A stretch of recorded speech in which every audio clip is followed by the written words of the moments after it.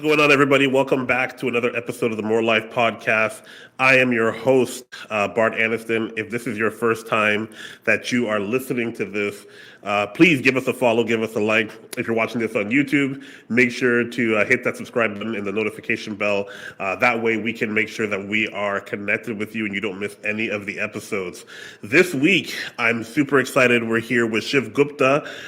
Shiv is from Incrementors, a digital marketing agency that helps innovating solutions to improve your business. Shiv, please say hello to everybody, man. Welcome to the podcast. Hello, everyone, and thanks for having me here. But I'm very excited to be here. I have heard a couple of your podcasts, and they are amazing. Awesome.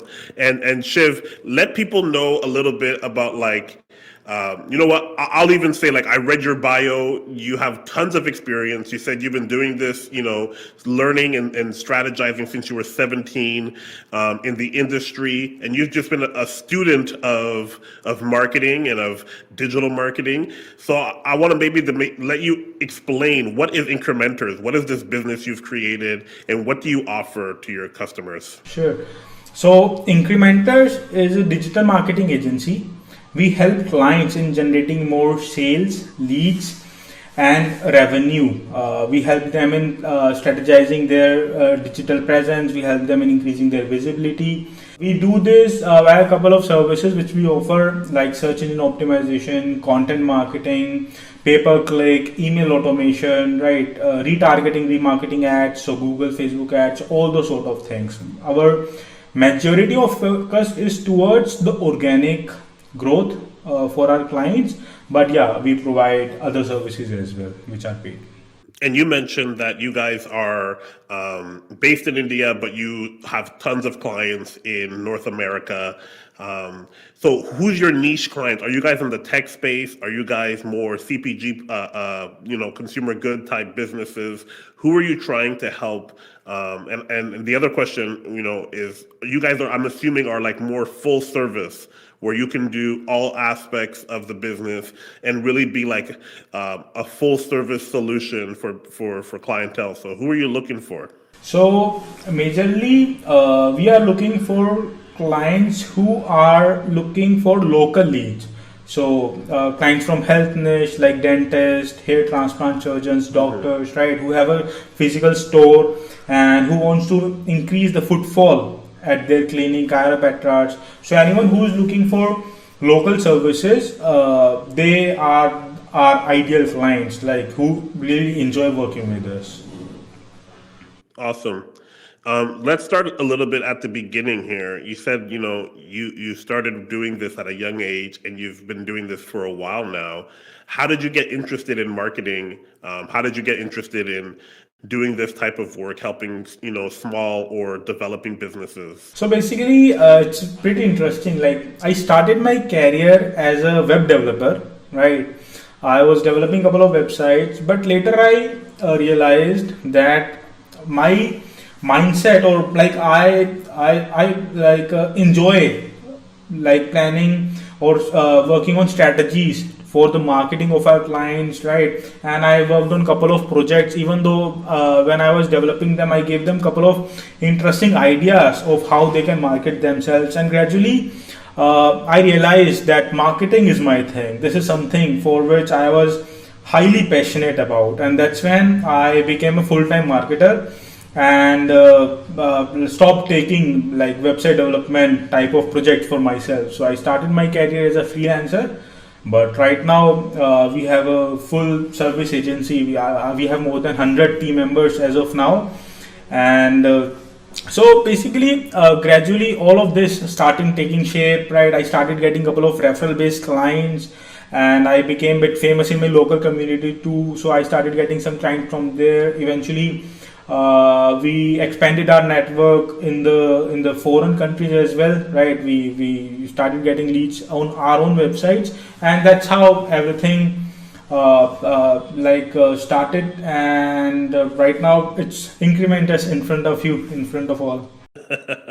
I love it.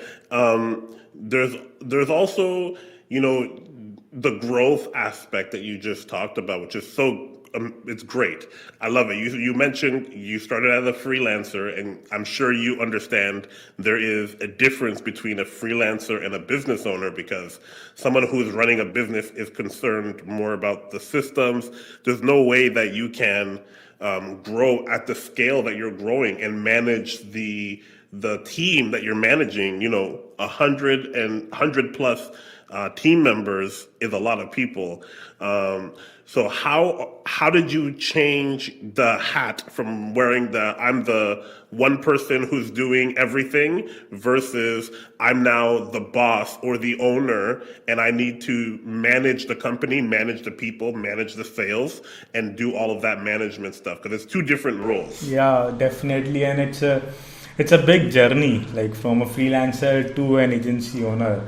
When I started, I never realized that it would be like such a interesting and challenging journey. So yes, like you literally need to change your hat from being a freelancer where you are doing everything to make sure that your team is happy and they are completing the work which they are assigned, right? Because a lot of people, they start giving excuses, but you need to deliver what you promise to your clients, right? Your reputation is at stake, so you need to make sure that all the systems, all the processes are in place, your team is happy, and they are interested in doing whatever they are doing. So how I started was, I basically started giving technical tasks to other team members who were interested in them, right? I hired few people who were interested in doing technical work, and I gave a couple of items here and there to them. I assigned them things, I explained them, I made proper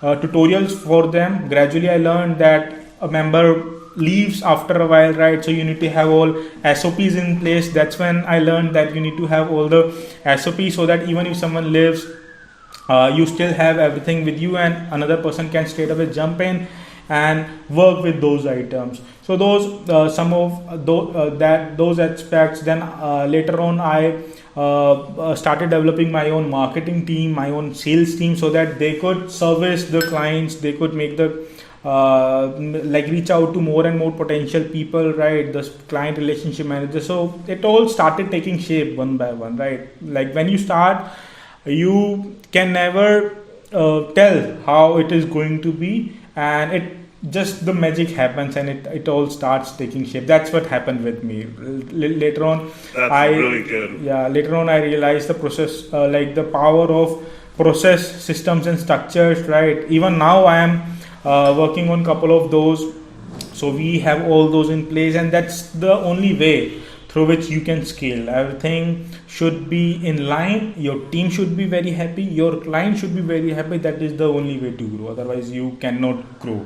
Yeah, the world that we live in now, it feels very digital. Everything is happening in a way that's like brands and companies, but at the same time, it is people who make this industry. At the end of the day, the person who is going to say yes and give you the credit card or write you the check is a human. So if you are concerned, or if you make it your priority to care about the person, to make sure they're happy that with the service and with the deliverable, that what you said you're going to, that ultimately is going to lead to more clientele. That ultimately is going to lead to you having a team of people that are going to be happy with how the business is going. They're going to feel fulfilled in their life. And one of the other podcasts I was a guest on, I talked about, the dignity of work. You feel good when you do a good job. You feel good when you do something that is a part of a bigger vision or a bigger idea. And you guys grew from something that was local to your country, like into what you mentioned, to overseas, to other countries as well. That takes a lot of research and analysis and preparation. What made you guys want to go to North America, and how did you prepare to do that? Like, did you have certain cities in mind that you were thinking, hey, I want to hit New York, LA, Miami? I don't know. Like, you let me know. So basically, after working on few projects in India, I wanted to explore the outside world. I wanted to see whether whatever I am doing is valid in other regions as well, or there needs to have some improvement. And then I met my clients from Canada itself, right? They were partners. The name was Duan and Robert Nugaria, and they started teaching me. I was pretty lucky that I got such good mentors. They started teaching me all the marketing concepts, right? They purchased a lot of expensive courses for me as well. And once I started working with them, I realized that there is a huge potential and there are a lot of things which I needed to learn. So and I really enjoyed working with them. I really enjoyed working with them, and that's when I started taking more and more clients. And another reason is like in US currencies higher than Indian currency. So that's another reason, right? Like they were paying me better. Even for us, Yeah, even for Canadians, sure that's right. better. Yeah, so that's when we started getting more and more clients, and they liked our work. So it kept on growing. Even in fact, right now, 90% of our clients are from US and Canada. Wow. Wow. See, for us, we do, I would say maybe 10% US and maybe even less, like maybe 5% UK, but everything else is in Canada. But yeah, I understand, especially in the United States, the market is so big. There's just so many more. Let's say if you're targeting doctors, dentists, small businesses, there are just so many more doctors, dentists, and chiropractors than any other place, that would be willing to give you a fair amount of money to do local SEO or content marketing strategy. And that's really amazing, when you niche down to an area locally or by, industry, it can help you clarify your own message about how do I reach this person? How do I target them? What is something that they're going through that they need help with that I can then insert myself as the solution. In fact, with content marketing, actually, you know what? Before we even get to content marketing, Shiv, you mentioned something that was really good that I want to touch on, and that's having a mentor. I think a lot of people see digital marketers and they see us as individuals. Like even now, I see only you on screen. Like when I go to your LinkedIn profile, and when you go to my Instagram or LinkedIn profile, you see just me. You don't see the people that were there supporting and helping That's and right. giving advice along the way. It takes a lot of people to, like you said, invest. They gave you free courses. They showed you how to do it on this side of the world to get the right clientele. So it's great having mentors. Anything you want to say to mentors? Yeah, it's very important to have coaches and mentors in life, right? Even you would have heard that the best doctors sometimes they also take another doctor into the surgery room and ask them just to observe and take notes, right? Because there are chances that you are making a mistake and you don't even know, and there are a lot of people who don't even know what they don't know, right? So you need someone to guide you along the way. You need someone who tells you what you are doing wrong, because you always need to have a third party who can take a look at what you have done and give you suggestions and feedbacks and help you in improving there. And couple of times procrastination takes place, right? And you keep on delaying the things. You need someone, you need an accountability partner to tell you, hey, stop right here and just tell me when you are going to complete this, right? Give me a deadline of your choice, but just tell me. And that's when like things from your subconscious comes to your conscious mind, and you start actually thinking about them, and you start thinking, okay, I need to get this shit done. Otherwise no one wants to do those tedious or couple of things which we don't like, right? But ultimately you need to get those things done. 100%. I think, having people in your life to keep you accountable, that's something that's going to I think it never changes. I think no matter how big or how large a company gets, I think sometimes, if it gets big enough, you're accountable to a board. You're accountable to your sales goals, your bookkeeper, right? They say, listen, we said we were going to do this, and we now have to deliver on it. How do you guys leverage your team for sales? How much of your team is sales and how much of your team is technical or production, like they actually do the work? So in sales, we only have three members. That's it. Wow. Out of 100 plus. Out of 100 plus, we only have three members who work on sales. We have a team of around 15 to 20 members who are doing marketing, right? So the reason why we have such less number of people in sales is because our sales cycle is very small, right? A lot of people who come to us or who fill out our form, they are already convinced that they want to take us as their digital marketing agency, right? Because what we have seen is it takes around 8 touch points for anyone to finally decide whom they want to hire, right? Or to take the decision. So our marketing team, our marketing strategies keeps on reaching out to them, right? Whether it is through different types of content, right? Whether they are on Instagram, whether they are on LinkedIn, whether they are on Pinterest or YouTube, right? Or even if they are on Google searching for something, we keep on reminding them about our agency. We keep on adding value to their life. We keep on giving them highly actionable stuff, right? It tells them that we are the expert in the industry, right, in which we are. And if you keep on reaching out to them, if you keep on providing value to their life, eventually they hire you, right? So most of the clients who come to us, they straight away just start with a small conversation and give us the project. So we are very lucky there. So that's the thing. That's really good.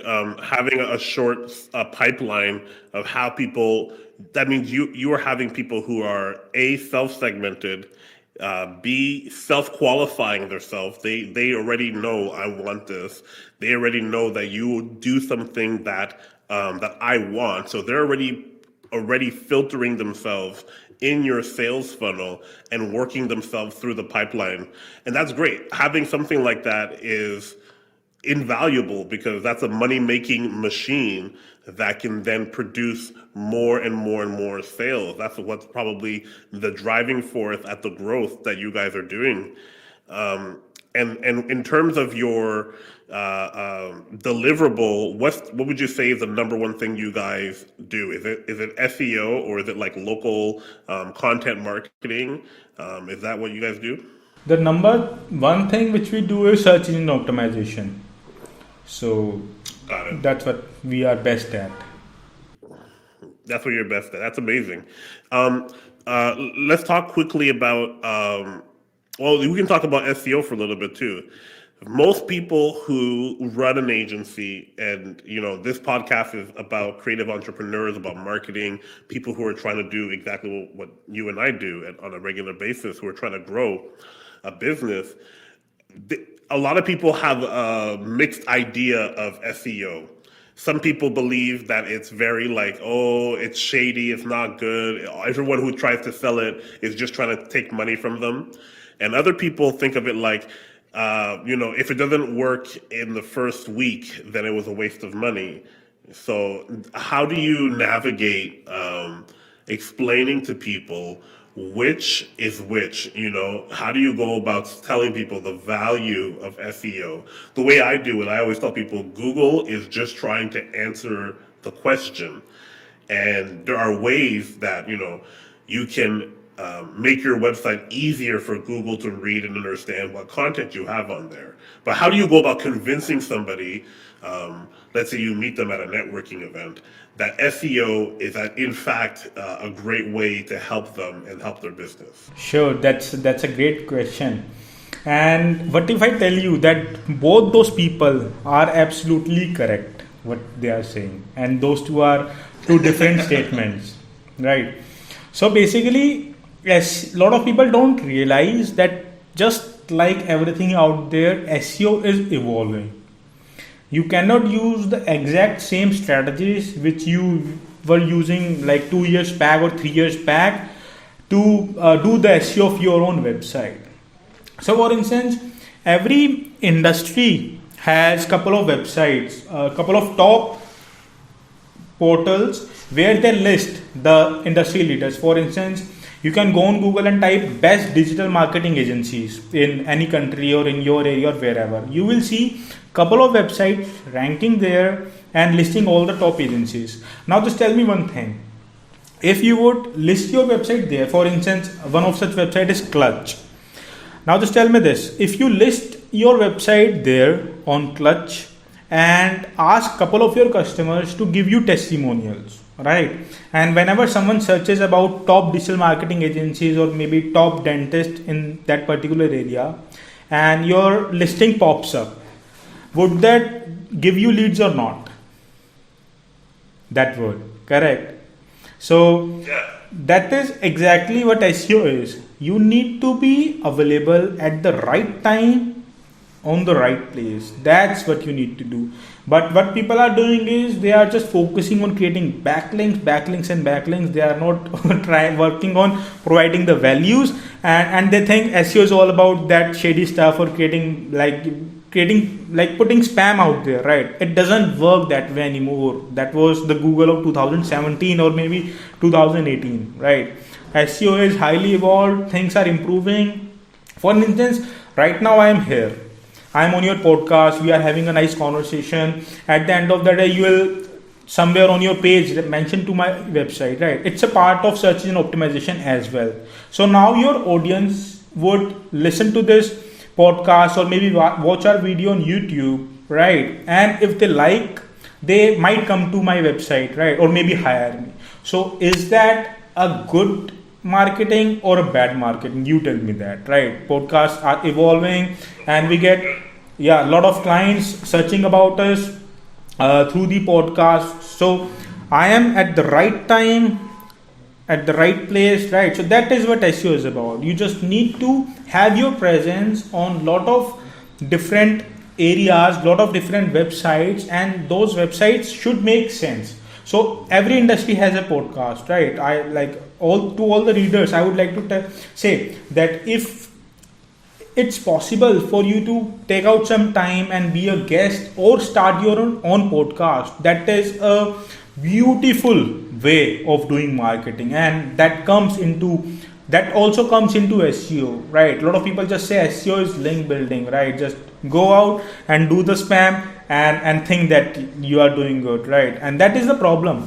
The agencies which have not updated themselves, right? And if you hire such kind of agencies, then you are in trouble. But if you have hired a right agency, then you will just see exponential growth. So that's how it is. So SEO is more about just ask a question: will I get some quality traffic from this place or not if I am putting my link, right? If the answer is no, then don't put the link there, right? So the answer should always be yes. So if that's the case, even 100%. Like contributing to reporters, contributing to other websites where people actually go and read, right? If you are doing those type of things, that will eventually help you. So that's why I said that both of them are right. Some of them are using shady strategies or outdated strategies. That's why it's not working for them. And some of us are moving with Google and the technology. Right now, metaverse is coming. So you need to learn about those marketing strategies. You cannot say, okay, I'm into digital marketing and I'll just stick with what I have learned so far. Right? You need to constantly evolve, constantly learn, right, and implement those things. So if you are doing that, you don't even need any marketing agency. You just need to go with the trend, right? That's what you need to do. Yes, that's amazing. And what you said there is really good. The evolution of the industry will not stop. You can't just decide that everything, the way that you've learned it, is going to be the same way forever. There's a lot of things that are evolving all the time. Like you mentioned, the metaverse, Web 3.0. You got NFTs. You have cryptocurrency. There is The world is at a different pace right now. If you were tired before when the smartphone came out in 2009, you're going to be even more tired now in 2025 and 2030.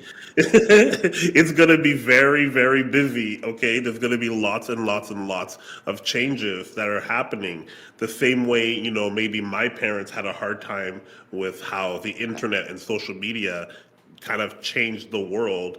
I think people my age who are maybe 30 plus are going to have a learning curve to see, okay, how do I adjust to understanding even myself? 6 months ago, not 6 months ago, I guess it was May of last year, I started to say, okay, I have to learn about this blockchain and this cryptocurrency stuff because it seems like everything is moving this direction.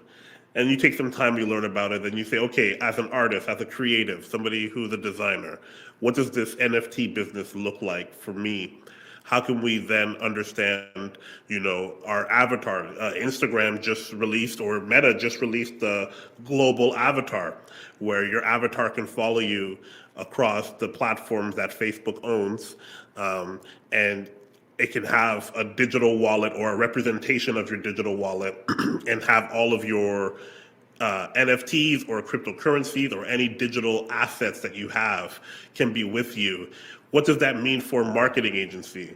What does that mean for a designer or a creative?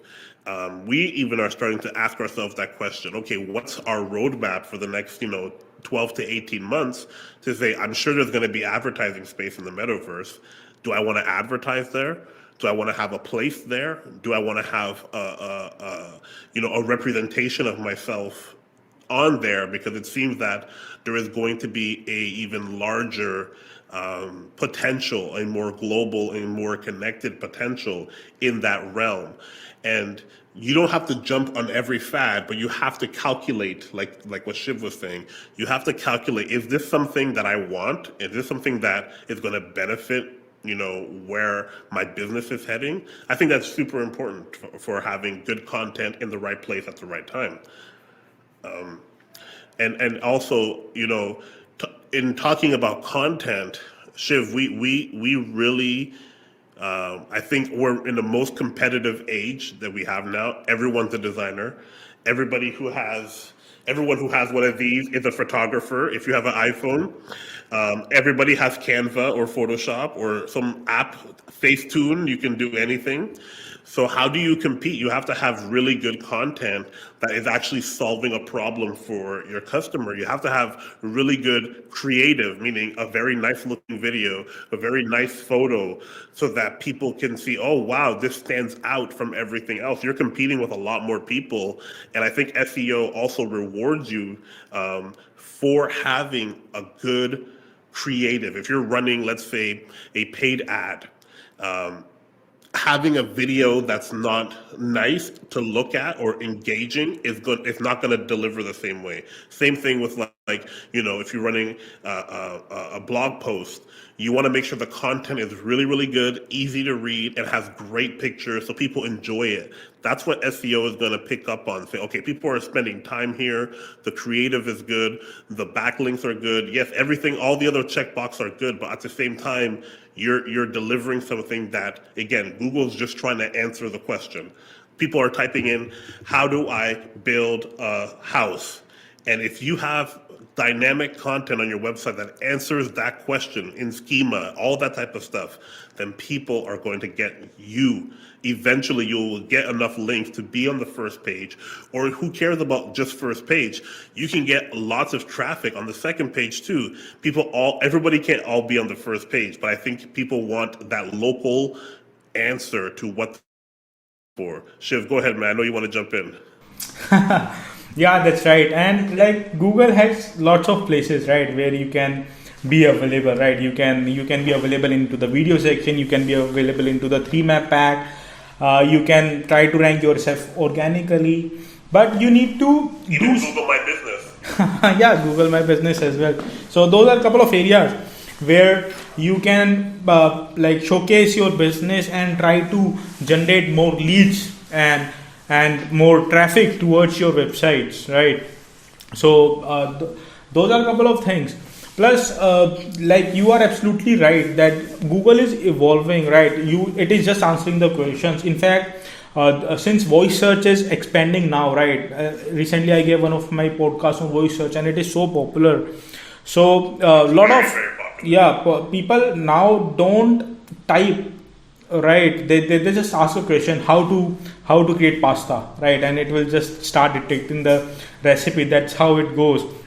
So a lot of things are coming, right? We need to update our website for voice search as well, right? And we need to make sure that we are ahead of the curve, right? If we want to generate or be available there into the market and showcase our expertise and authority, right? So these are the couple of areas which I feel are highly important, right? If you are constantly going out there and updating yourself, updating your stuff, it's very easy to generate leads, right? In fact, even we are in highly competitive industry, but like we generate leads easily, right? It doesn't make that much of a problem. And in other industry which are less competitive, it's definitely easy. You just need to go out of your comfort zone and do those things, right, which you need to do to get things done.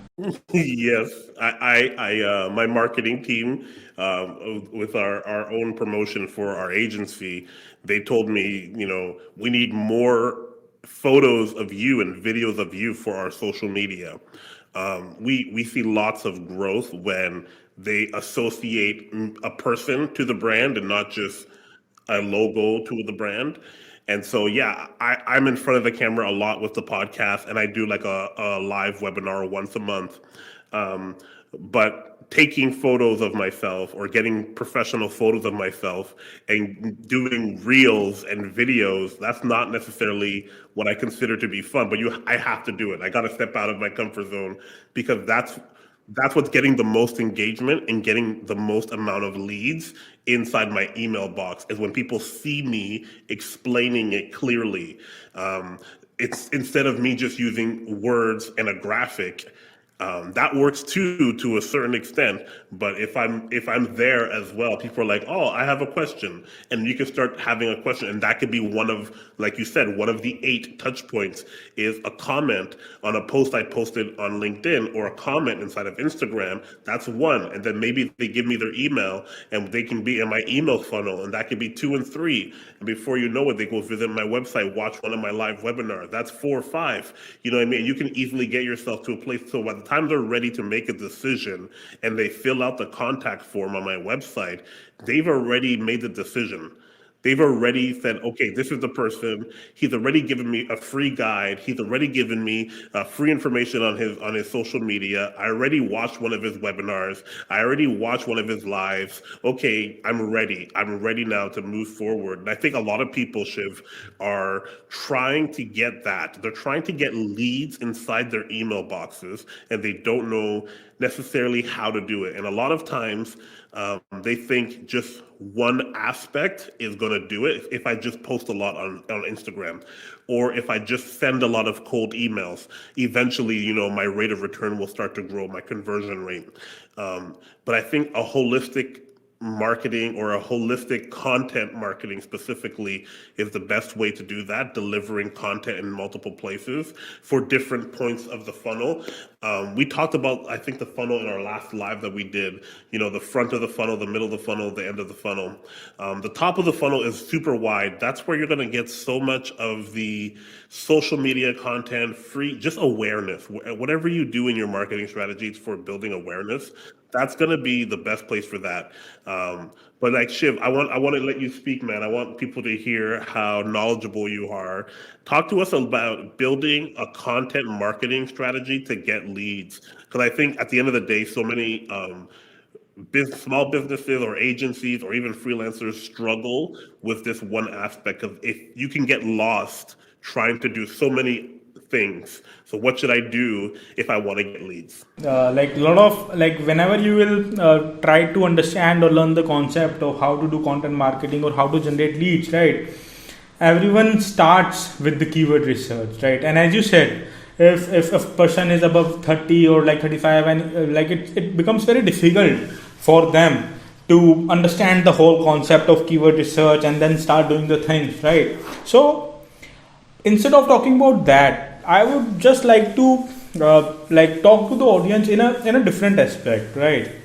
So every business has a couple of things, right? A couple of problems which they are solving, and if we start thinking in that direction, then that is the key to generate quality content. The most important thing is the intent of the content should be correct. You need to know about your target audience, you need to know about your buyer persona, and once you start creating your content, then the magic happens. Now, after working with a lot of clients, what I have seen is people, when you ask them whom do you sell, they just say we sell everyone. Right? And that's not how it happens. People don't even know like what age, gender, or demographics they actually want to sell. Then I came down to list of questions, right, which I asked my clients and encourage them to answer those. Once they have the answer of those, it becomes very easy for my team to produce the content or the content topics, and it becomes very easy for them to create content for their lifetime, right? So couple of questions are, I'll just read them out loud, are like the first question is, what would your target customer love to learn about your product or service before they buy? So obviously there are a couple of information related to your product or your service which your target audience wants to learn, right? So this is the first bucket. Just write 3 or 4 topics below this, right? And that is the first place from where you can start writing the content. The second is, whenever we go on sales, right, we face couple of objections, right? And a person might be in the buying stage and they want to get the answer of couple of questions, right? So the second question which you should ask yourself is, what questions about your product or service do your customers have before they buy from you? So just answer, like just type 3 or 4 questions which your customers usually ask you, and then answer those, right? And after that, like if you are highly passionate, right, if you are doing something, majority of us are entrepreneurs and we are very passionate about something, that's why we started the business, right? So you can have something like, what are the top 5 topics about your domain you would love to educate your customers on, right? And as we all know, couple of keywords we all have, so list down couple of keywords. So once you do this exercise, right, you just write out couple of topics and then you fine tune the heading a little bit, right, with a proper hook. That's what you can write content on, you can create videos on, you can work on your podcast series, right? These are the topics which your actual potential buyer is trying to get answers from. So if you are answering those questions, then obviously they'll reach out to you somehow, right? If they are searching on YouTube, they'll watch your video. If they are searching on Instagram, then they'll watch your infographic or something out there. So that's how it works. Plus, what I have seen is like we have a small formula which we say NDPP. So needs, desires, pain and problems. So you just need to think, what are the needs of my target audience, right? What are the needs? What are their desires? What they would like to have? What are their pains? Or what are their problems? And you can even go to extremes. What are, like, you can go and discuss about their fears, or you can go and talk about their fantasies. So for instance, I am into digital marketing, right? So the fear of some of my target audience would be like, am I working with correct digital marketing agency, right? There can be a case that they are working with the wrong agency, or what if they lose money, which you just said, right? Or they can have fear that what if people don't like my post. So they can have social fears as well. So just list down these questions, relate them to your industry, and then start publishing those. Or maybe if I talk about the pain points of my target audiences, they probably don't know their USP, or they don't know how to measure cost per lead, right? And if we talk about their needs, these are how to generate leads, or how to create content for marketing, or whom to hire for marketing, right? So these are a couple of questions which they are constantly asking them, right, in whatever stage they are. So if we start producing content on these topics, it becomes very easy for us to reach out to our target audience. You don't need any heavy keyword research, you don't need to do a lot of brainstorming, because what I have seen is a lot of people, they do content blogging, but the topics are not related to what their industry is. Those topics are not what their target audience would be like actively searching for, right? So you need to make sure that you stick to your industry and then produce content based upon that. And once you do this, like, no one can stop you, no one can stop you, right? I love how everything has gone in a circle right back to what we talked about in the beginning, Shiv.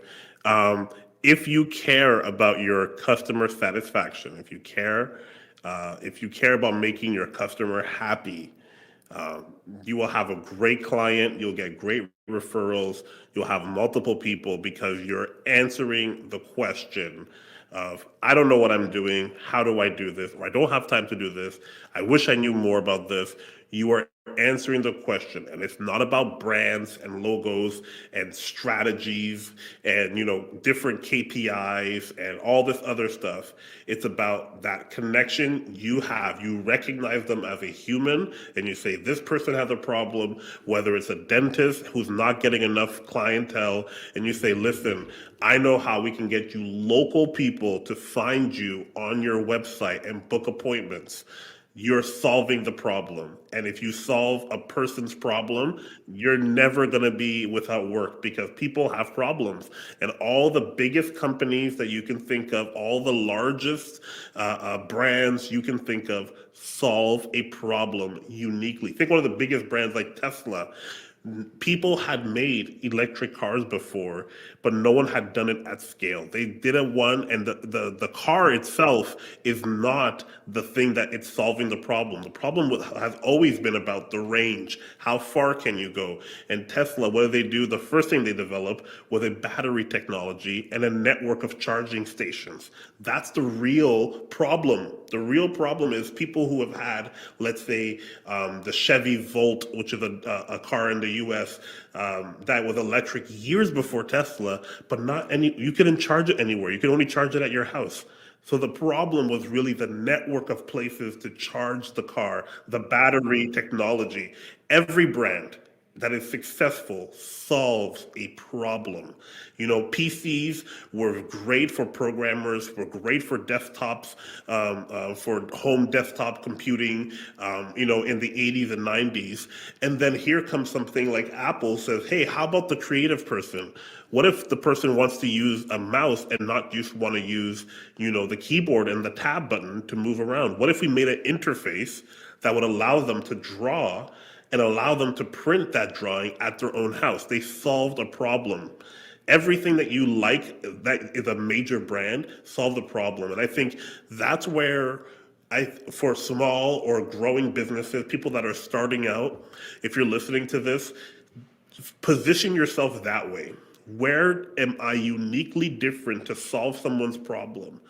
Because like you said, there are some industries that are very competitive. Like marketing agencies, very competitive. There's tons of people there, and there are some industries that are not competitive. So if it's very competitive, how unique you are in your approach is gonna matter. But even if that's the case, where it's very competitive, as long as you're solving the problem and you're doing it your way, you're doing it in a unique way that's different from everybody else, that's your method, that's your idea, that's going to help you in developing leads, because people need that, and people are always forever until the end of time, whether it's here or whether it's on the metaverse. People are going to be looking for people to solve problems and help them go from point A to point B. Shiv, I'm so happy that you came on today, that we got to connect. I hope that we stick in touch even after the podcast, brother. Please let people know how they can connect with you, how they can find you online, and where they can get involved with Incrementors. So they can reach out to me through my website. It's incrementors.com, INCREMENTORS.com, or they can search for my name on YouTube, right? Shiv Gupta, SEO Shiv Gupta Marketing, or my agency's name, Incrementors, on YouTube. They'll be able to find me there. Awesome. Guys, this has been the More Life Podcast. Again, if this is your first time listening to us, we're happy you're here. Please give us a like, give us a follow, subscribe, hit the notification bell if you're watching this on YouTube, and you'll be notified of every other podcast or video that we drop. I'm super excited for this new year, and Shiv, thanks for being on here, man. We'll talk soon. All right, guys, have a good one. All right. Bye bye.